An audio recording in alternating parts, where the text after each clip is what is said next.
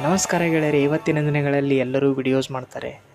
Facebook ಮತ್ತು ಯೂಟ್ಯೂಬಲ್ಲಿ upload ಮಾಡುವುದು ಸಹಜವಾಗಿದೆ. ಕೆಲವೊಬ್ಬರು ರೀಲ್ಸ್ ಮಾಡಿದರೆ, ಕೆಲವೊಬ್ಬರು ಶಾರ್ಟ್ಸ್ ಮಾಡ್ತಾರೆ. ಅಂಥದ್ರಲ್ಲಿ ಕೆಲವೊಬ್ಬರು ಸಿನಿಮಾದಲ್ಲಿ ಇಂಟ್ರೆಸ್ಟ್ ಇರೋ ಸಲುವಾಗಿ ಅವರು ಶಾರ್ಟ್ ಫಿಲ್ಮ್ಸ್ಗಳನ್ನು ಮಾಡ್ತಾರೆ.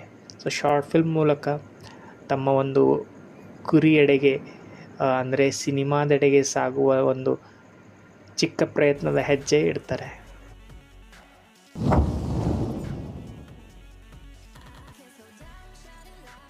ಶಾರ್ಟ್ ಫಿಲ್ಮ್ ಯಾವಾಗಲೂ ಕಡಿಮೆ ಬಜೆಟಲ್ಲಿ ಅಥವಾ ಝೀರೋ ಬಜೆಟಲ್ಲಿದ್ದರೆ ಇನ್ನೂ ಉತ್ತಮ. ಮತ್ತು ಶಾರ್ಟ್ ಫಿಲ್ಮ್ಗಳಲ್ಲಿ ನಿಮಗೇನಾದರೂ ಇಂಟ್ರೆಸ್ಟ್ ಇದ್ದರೆ ದಯವಿಟ್ಟು ಬಜೆಟ್ ಬಗ್ಗೆ ಯೋಚನೆ ಮಾಡಬೇಡಿ. ಯಾಕೆಂದರೆ ಬಜೆಟ್ ಬಗ್ಗೆ ಯೋಚನೆ ಮಾಡಿದ್ರೆ ಪ್ಲ್ಯಾನ್ ಡ್ರಾಪ್ ಆಗೋವಂಥ ಚಾನ್ಸಸ್ ಇರುತ್ತೆ.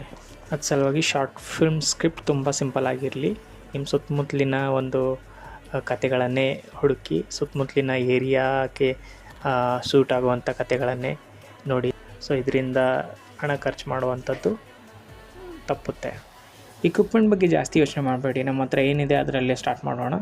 ಒಂದು ಮೊಬೈಲ್ ಇರ್ಬೋದು ಸಿಂಪಲ್ಲಾಗಿ, ಆಮೇಲೆ ಇನ್ನೊಂದು ಮೈಕ್ ಇರ್ಬೋದು ಸಿಂಪಲ್ಲಾಗಿ.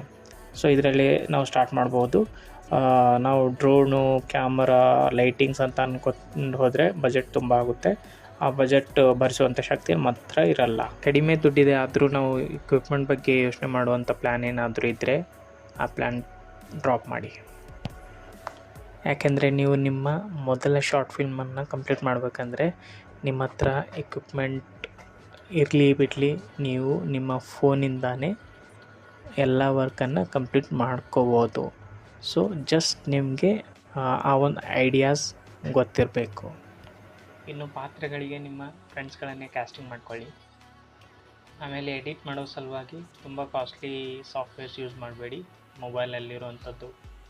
ಮೊಬೈಲ್ನಲ್ಲಿ ಸಿಗೋವಂಥದ್ದು ಕೈನ್ ಮಾಸ್ಟರ್ ಆಗಿರ್ಬೋದು, ಪವರ್ ಡೈರೆಕ್ಟರ್ ಆಗಿರ್ಬೋದು, ನಾವು ಯೂಸ್ ಮಾಡ್ಕೋಬೋದು. ಇನ್ನು ನಾವು ತುಂಬ ಬೇಸಿಕಲ್ಲಿದ್ದೀವಿ, ಏನೂ ಗೊತ್ತಿಲ್ಲ ಅಂದರೆ ಯೂಟ್ಯೂಬಿಂದ ವಿಡಿಯೋಸ್ಗಳನ್ನು ನೋಡಿಕೊಂಡು ಎಡಿಟಿಂಗ್ ಕಲಿತು ಎಡಿಟ್ ಮಾಡ್ಬೋದು.